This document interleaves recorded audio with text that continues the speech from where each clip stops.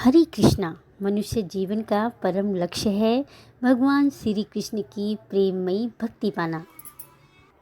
और इस लक्ष्य का सबसे सरल मार्ग है एकादशी के व्रत का पालन करना। एकादशी भगवान को अति प्रिय है, इसलिए जो भी इस पवित्र व्रत का पालन करता है वो भगवान की कृपा का पात्र बन जाता है। आने वाली देव उठनी एकादशी की ढेर सारी शुभकामनाएं और देव उठनी एकादशी के व्रत का पालन अवश्य करें। देव उठनी एकादशी का व्रत का पुण्य इतना है कि आप सोच भी नहीं सकते। और आप सभी को देव उठनी एकादशी का व्रत अवश्य करना है। Hare Krishna, Radhe Radhe. Welcome to my channel. आशा करती हूँ आप अच्छे होंगे, स्वस्थ होंगे और मंगल में होंगे। आज इस वीडियो में मैं आपके लिए लेकर आई हूँ कार्तिक मास महात्म अध्याय 26। अध्याय 26 पावन पवित्र फलकारी है। बड़े प्रेम भाव से सुनेगा। सूत जी कहते हैं कि हे भागीरथ के वंश में सौरदास नाम का एक राजा हुआ, जिसका पुत्र मित्रसह था। मित्रसह गुरु वशिष्ठ जी के श्राप से राक्षस हो गया था, परंतु गंगाजल के प्रभाव से वह भी भगवान के परम धाम को प्राप्त हुआ। ऋषि पूछने लगे कि हे सूत जी, गुरु वशिष्ठ जी ने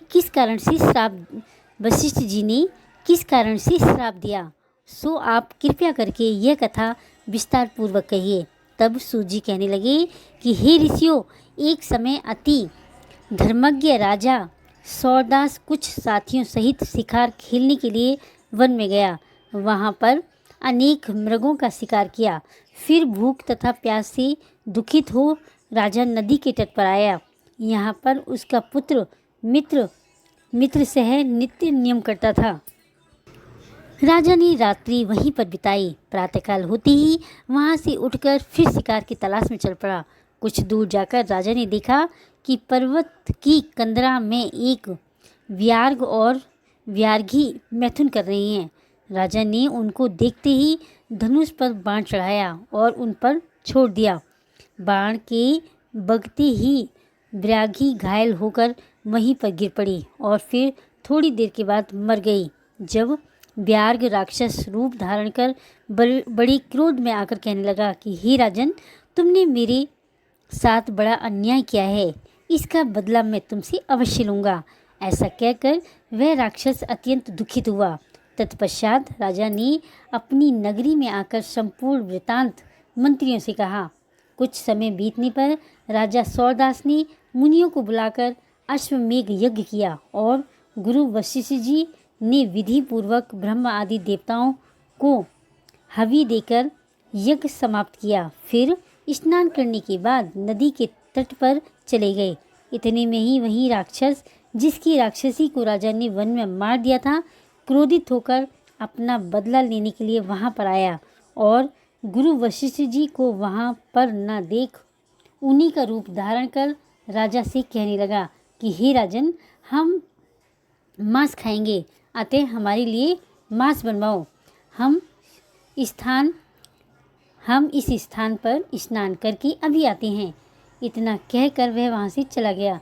फिर उसी राक्षस ने रसोई का रूप धारण कर राजा को मनुष्य का मांस पका कर दिया। जब वास्तविक गुरु वशिष्ठ जी स्नान करके वापस आए तो राजा ने सोने के थाल में सजा हुआ मांस मिश्रित भोजन उनके आगे परोस दिया। जब गुरुजी ने ज्ञान दृष्टि से मनुष्य का मांस भोजन जान लिया और क्रोधित होकर राजा को श्राप दिया कि हे राजन, तुमने हमको मनुष्य का मांस खिलाने की चेष्टा की और राक्षसों का भोजन दिया, सो तुम भी राक्षस हो जाओ। तब राजा ने कहा कि हे गुरुदेव, आपकी आगे से ही ऐसा भोजन बनवाया गया है। यह सुनकर वशिष्ठ जी ने ज्ञान दृष्टि से राक्षस द्वारा राजा के छले जाने पर का संपूर्ण वृत्तांत जानकर राजा को बताया।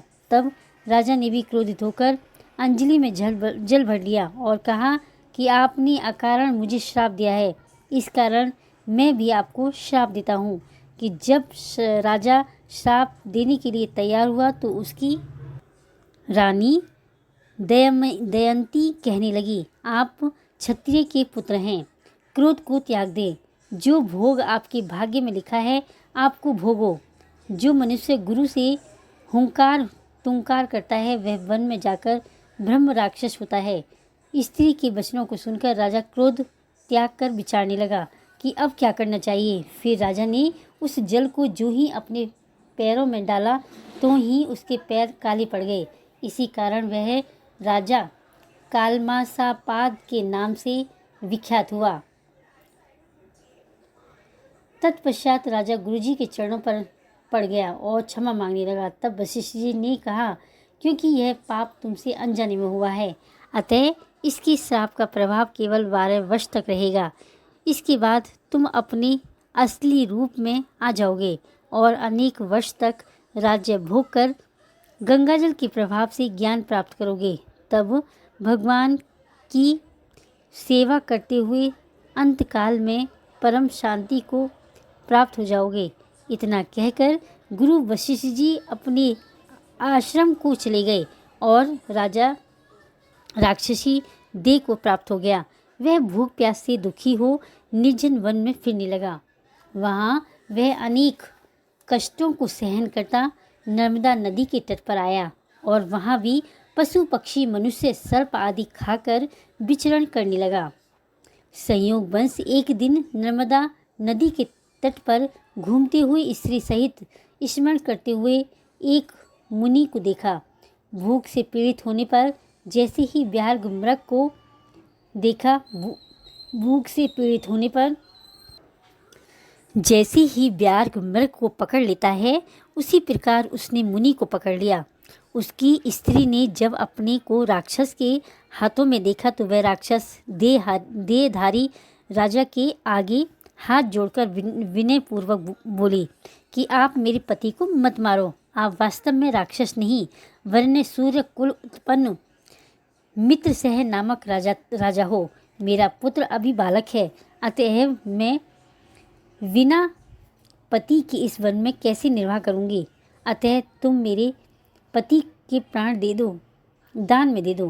प्राण दान के समान अन्य कोई दान नहीं है। उस स्त्री की इस प्रार्थना का राक्षस पर कोई प्रभाव नहीं पड़ा और जैसे व्याघ्र एक मृग के बच्चे को पकड़कर खा जाता है वैसे ही उस मुनि को, जो उस समय अपनी स्त्री के साथ मैथुन कर्म कर रहा था, पकड़कर खा गया। तब मुनि की स्त्री ने उसे श्राप दिया, मैथुन करते हुए तुमने मेरे पति को मारा है, अतः तुम भी जब मैथुन करोगे तो मृत्यु को प्राप्त हो जाओगे और पुनः राक्षस देह धारण करोगे। यह 2 श्राप सुनने के बाद राक्षस देहधारी राजा भी क्रोध में आकर कहने लगा कि हे दुष्टे, तुमने एक अपराध के बदले में 2 श्राप दिए हैं, अतः तुम भी राक्षसी होकर इस वन में फिरती रहोगी। इस कारण वह स्त्री भी पिशाचिनी हो गई और भूख प्यास से दुखित होकर उस वन में फिरने लगी। कार्तिक मास महत्तम अध्याय 26 संपूर्णम। देखो, अगर भक्ति में आगे बढ़ना है तो सिर्फ नाम जाप करो। ब्रह्म मुहूर्त में नाम जाप करना बहुत ही ज़्यादा फलकारी होता है। इसलिए 4:30 से 5:30 तक आप नहा धोकर संध्या जो सुबह की मॉर्निंग पूजा करोगे, उसके बाद थोड़ा नाम जाप करोगे, उसके बाद